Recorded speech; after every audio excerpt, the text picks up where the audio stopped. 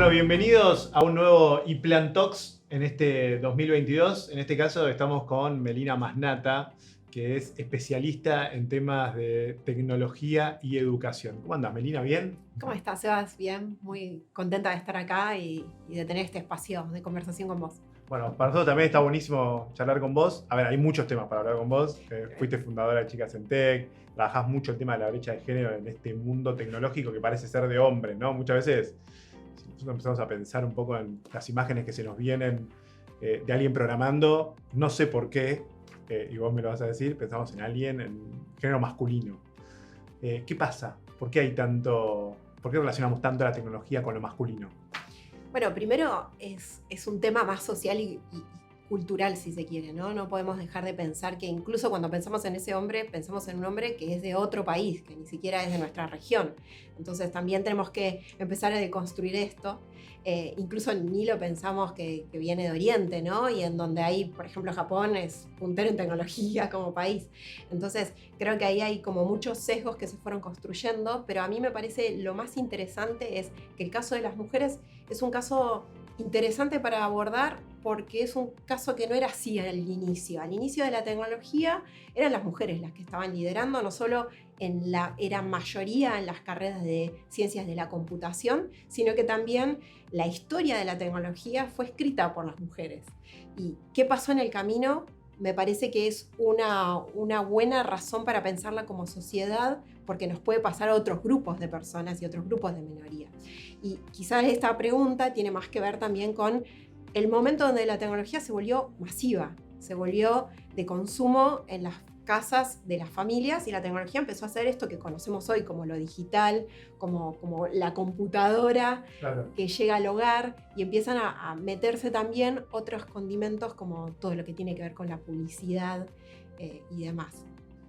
O sea, vos me decís que a principio las mujeres eran protagonistas de, no sé, los primeros desarrollos tecnológicos fueron protagonistas las mujeres. Las que más estudiaban carreras relacionadas con la computación eran mujeres. ¿Qué Sí. pasó? ¿Qué pasó? De hecho, yo siempre digo, googleen acá en la UBA, carrera de Ciencias de la Computación, 1970, van a ver las fotos, y las fotos para mí es algo muy gráfico, porque ves todas mujeres. O Clementina, la primera computadora que tuvo Argentina, alrededor hay mujeres, no hay hombres. Entonces ahí hay como ciertos puntos donde esta imagen que se te viene a vos cuando pensás en tecnología y pensás en un hombre, eran imágenes que no eran así, eran diferentes. Y en este camino y en este recorrido sucedió, como bien decíamos, muchos condimentos, pero el primero fue empezar a pensar una construcción de ese target, como se le dice en marketing, a quién vamos a apuntar, a quién vamos a buscar a la hora de pensar que tiene que ocupar este espacio. Y también la tecnología en ese momento se la empezó a asociar a el trabajo y a un tipo de trabajo, ¿no? A la oficina, a poder, porque no se pensaba en ese momento directamente con el gaming, ¿no? Sí, después hubieron consolas de videojuego, en donde las consolas de videojuego también fueron más asociadas a un tipo de personaje, ¿no? A esto, al típico nerd blanco con anteojos, y que después viene Bill Gates y dice, bueno, es mi venganza a todo lo que ustedes me fueron haciendo bullying. Pero bueno, fue una construcción que fue sucediendo en un camino, y en ese camino lo más importante es uno de los rasgos de las brechas de género, tiene que ver con una persona no puede desear eso que no ve.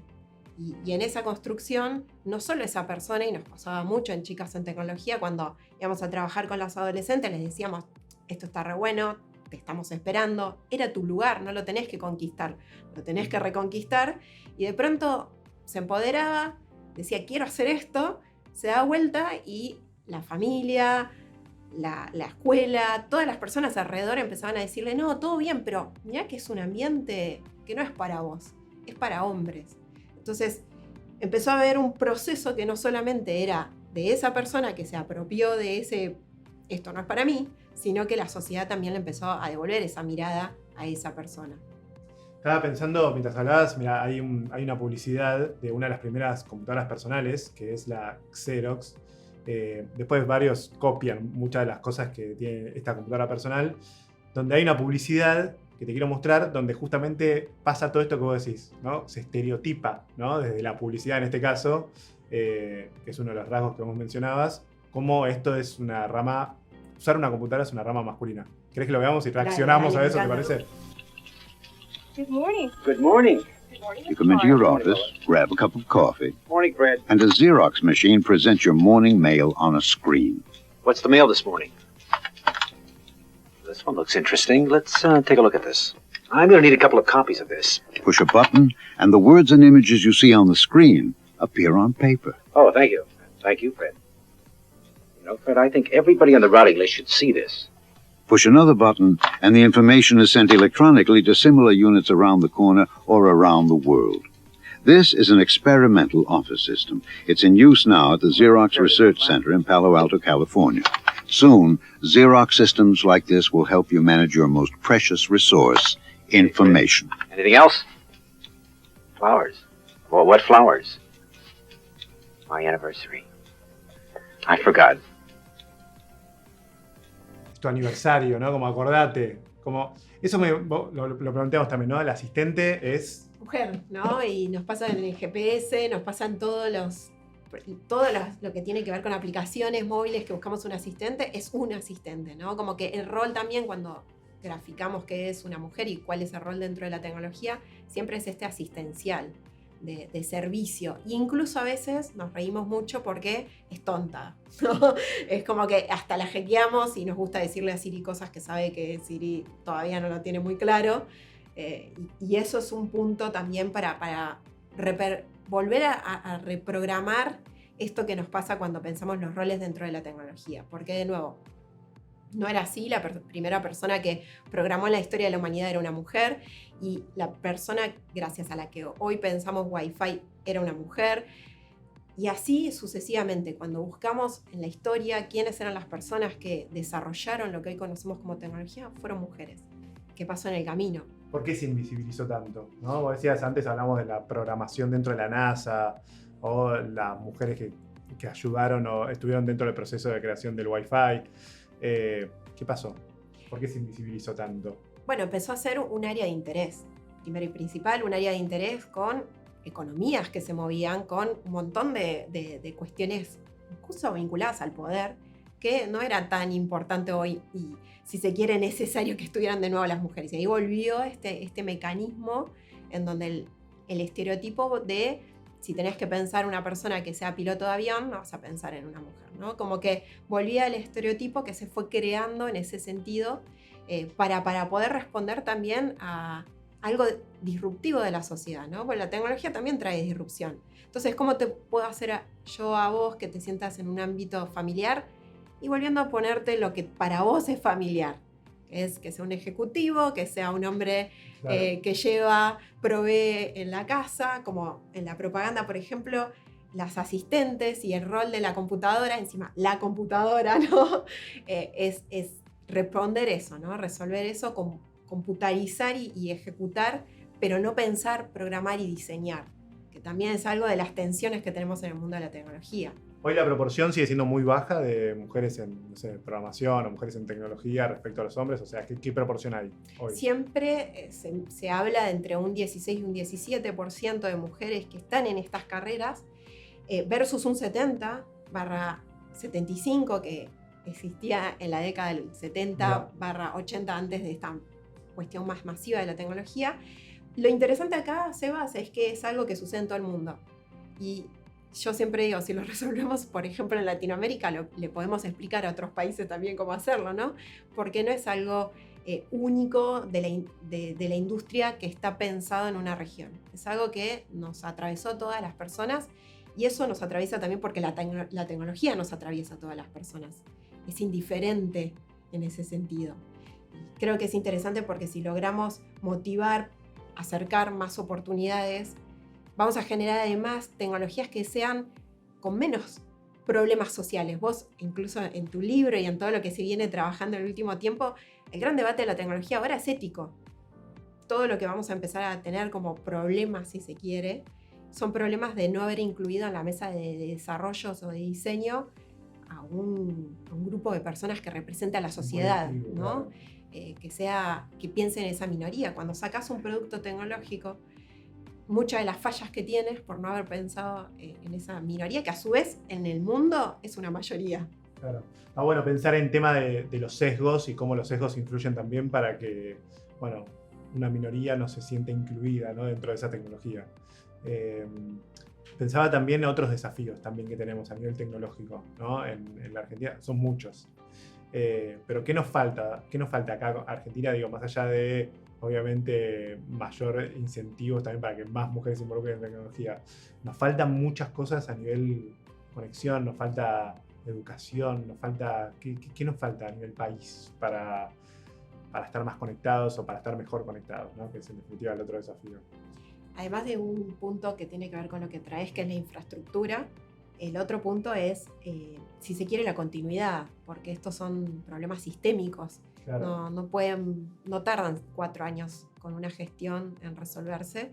Tienen que haber, como algunos países que empezaron a hacer adelantos, es porque los sostuvieron al menos durante 20 años. Y dijeron, bueno, de acá vamos a hacer una política que acompañe y sea sistémica, pero que además haga consorcios dentro de lo que es el mundo público, privado y también las organizaciones de la sociedad civil, que eso es súper importante, porque no es solo un incentivo al sector privado, sino también un incentivo, si pensamos en el mundo de la educación, ¿no?, el sistema educativo, que para mí también es un ejemplo interesante de esta disparidad, porque si pensamos que las personas que educan, más del 80% son mujeres, pero cuando pensamos en quienes negocian los salarios o quienes incluso dirigen los ministerios de educación, ¿quién nos viene? Nos viene un hombre, no nos viene una mujer. Es muy difícil pensar.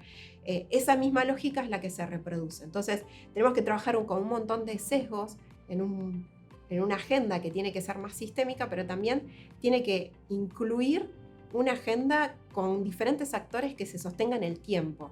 Porque no solamente es venir a decirte, esto está buenísimo, te necesitamos, te vamos a acompañar, vamos a abrir la puerta y la vamos a sostener, sino también después cómo hacemos para que haya mujeres líderes en posiciones tecnológicas y desde otros espacios, ¿no?, de decisión como las cámaras, de tecnología y de todo lo que ya conocemos en el ámbito, que a veces nos pasa lo mismo.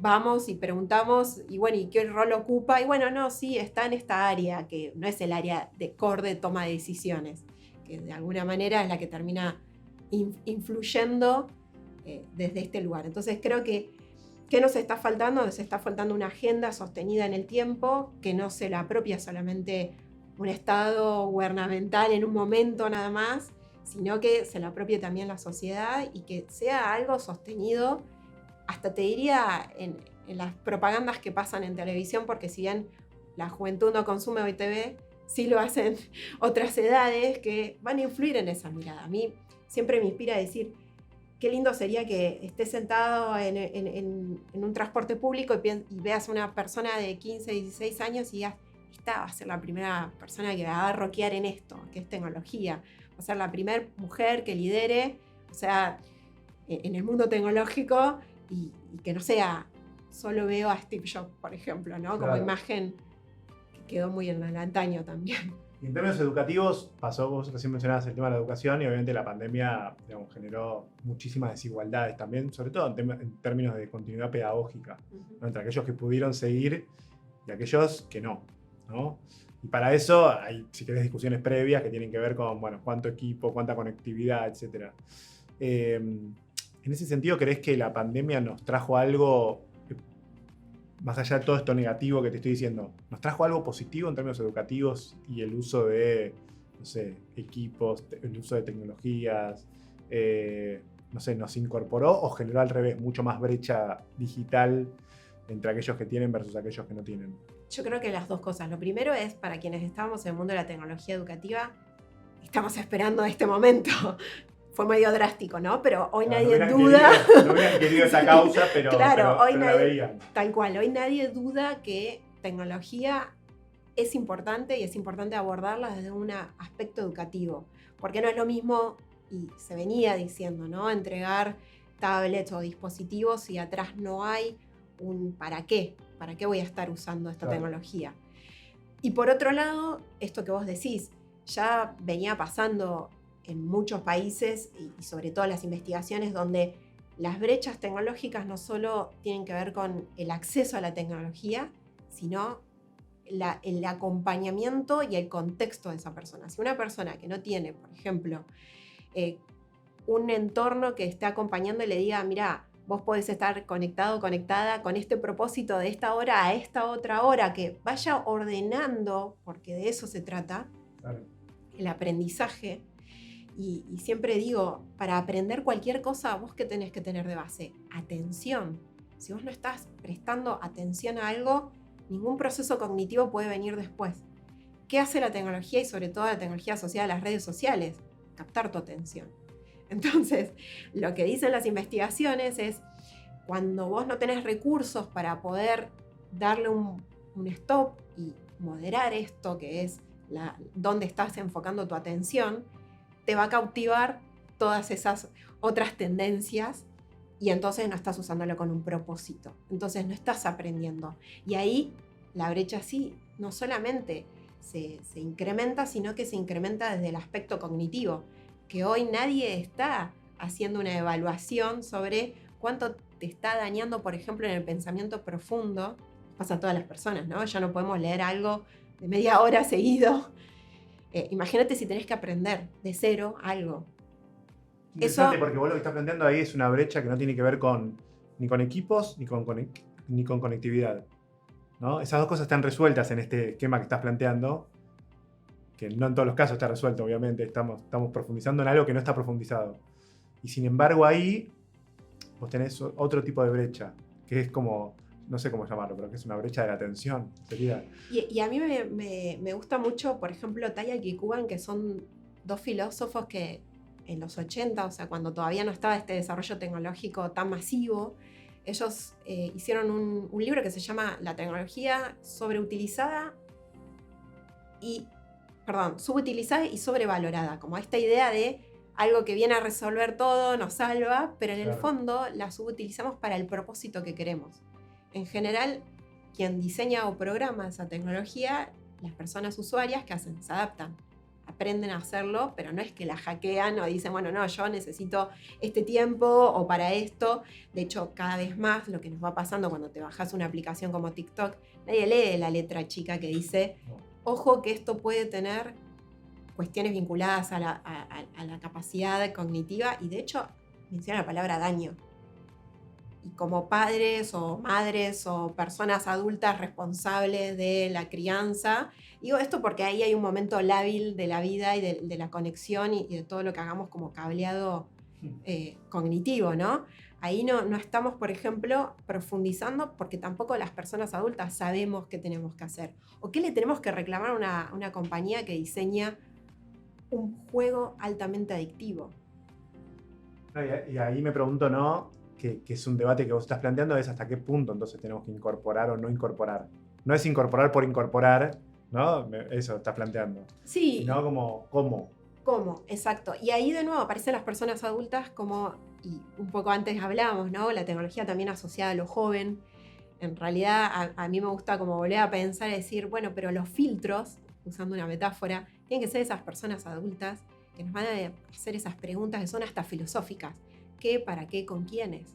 ¿No? Porque también tenemos un montón de problemas de socialización, problemas mucho más graves como el grooming, el bullying, que se potencian con la tecnología y que si hoy estamos mediando con alguien que quizás no entiende nada de tecnología, pero te va a hacer esas preguntas, a esa persona que no tuvo ese recorrido y que por ahí es menor de edad y está como aprendiendo y conociendo, es el primer link, el primer puente. Hace 2 años hicimos una investigación donde les preguntamos a las personas jóvenes a quién le preguntaban sobre su futuro, ¿no? ¿Quién tenían en cuenta? Si a una persona influencer, ¿no? Que aparece un influencer y te dice, oye, la próxima carrera, porque en ese momento pensamos, tenemos que agarrar a una persona influencer en redes y decirle, programa está buenísimo, tíralo en tus redes y la gente va a querer inscribirse en esas carreras. Esa era como la hipótesis de base.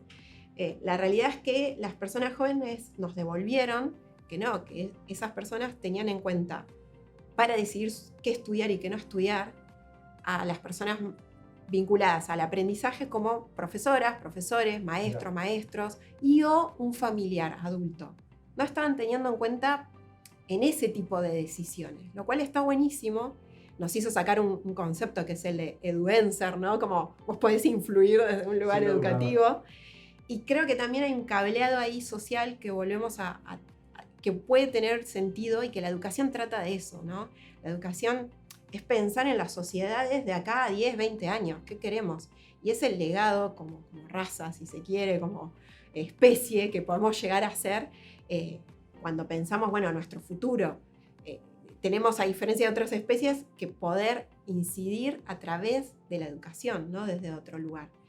La tecnología hoy se ve a veces como una amenaza. En las aulas se veía como una amenaza. En la pandemia se subutilizó porque solamente era esta simulación de las pantallas, pero para mí hizo algo interesante que zoomificó las vidas, ¿no? Todas las vidas estaban a través del Zoom. Vos, si le tenías que explicar a tu hijo o hija dónde estabas en Zoom y seguro que ellos también. Entonces había una transición de los espacios que de pronto nos hace volver a conectar y a pensar el para qué. Claro. Y ahí, obviamente que eso quizás también vinculó mucho más a los chicos con la tecnología y quizás hizo más fácil. El otro día me decían algo así como, antes teníamos que tratar de educar de que la tecnología era el futuro o que estas herramientas eran las que iban a venir. Y ahora ya no hace falta explicar eso, ¿no? Ya es como parte de una lógica. ¿Crees que en ese sentido hay una oportunidad también para criar programadores o criar personas en trabajos que el día de mañana van a tener que ver mucho con tecnología? Sí, y hay una investigación que salió hace poco que decía, si usted quiere que su familia, sus hijos y hijas sean cracks en el futuro, porque esta como idea de siempre de la aspiración y que la roqueen, que no estudien programación, que estudien música. Tipo, ese era el titular de la investigación. Dije, wow, qué interesante, vamos a ver de qué se trata esto. Y es una investigación del MIT, donde se metieron a ver qué pasaba también con los puentes neuronales, la capacidad de reacción, la capacidad cognitiva, la capacidad de resolución de problemas complejos, porque como humanidad vamos a tener que resolver cada vez problemas más complejos y en muy corto tiempo, que es eso lo que nos acerca también la hiperconectividad de la que vivimos, una vivencia del tiempo totalmente diferente. En ese camino, aprender música tiene que ver con aprender diferentes formas de comunicarte, conectar y resolver, y además la música tiene mucho de matemática. En cambio, la programación, por lo menos en esta cuestión como mucho más, si se quiere poner dos campos y ver qué pasaban de un lado al otro. Tiene más que ver con un pensamiento lógico, con respuestas bastante lineales, porque si vas pensando en un algoritmo, en entradas y salidas, en todo lo que nos pasa por ahí con la tecnología cuando programamos, es bastante lineal en un punto. Es pensar en los problemas de la cotidianeidad, traducirlos en un algoritmo. Ahora, el mundo de la música te trae toda esta otra complejidad. Y me pareció súper interesante porque por ahí, antes de pensar hoy en eso, estamos en un lindo momento para pensar qué podemos hacer más allá de la música y de la tecnología y de la programación. Por ahí podemos conectar las dos cosas. Ya no pensar solamente en semilleros de programación, sino pensar en semilleros de personas que estén con habilidades para resolver los problemas del futuro, que van a tener que programar, pero también van a tener que tener pensamientos complejos. Bueno, llegó una parte difícil, Melina. No sé si estás preparada. No, me desafía mucho cuando me lo contaste. Me da miedo. Bueno, la cosa es así. Yo te voy a hacer preguntas o si querés, enunciados. Y vos me vas a tener que contestar con un emoji de qué tal lo ves. Perfecto. Tal vez en alguna te pido explicación. Ok. Y me tenés que decir vamos. un poquito más. ¿Te parece? Bueno, empezamos. El rol del Estado en la formación de futuros programadores. Ahí A va, ver. ¿Esto qué significa? Se acabó el tiempo. ¿Se acabó el tiempo? Y el tiempo de arena, además, es cero digital. Me parece que estamos en un momento que hay que empezar a trabajar más fuerte también y, de nuevo, más a largo plazo con una agenda más consistente. La adopción de herramientas tecnológicas en Argentina.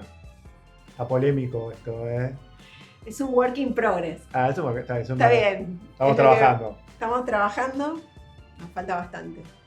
Las mujeres y la tecnología. Ahora voy a ir con este. Upa. ¿Qué significa? También Game Over, como tenemos que volver a jugar y jugar bien, porque creo que quienes jugaron hasta ahora, esto de perder y volver a intentarlo, a las mujeres nos cuesta mucho, y tenemos que jugar más todavía en estos ámbitos.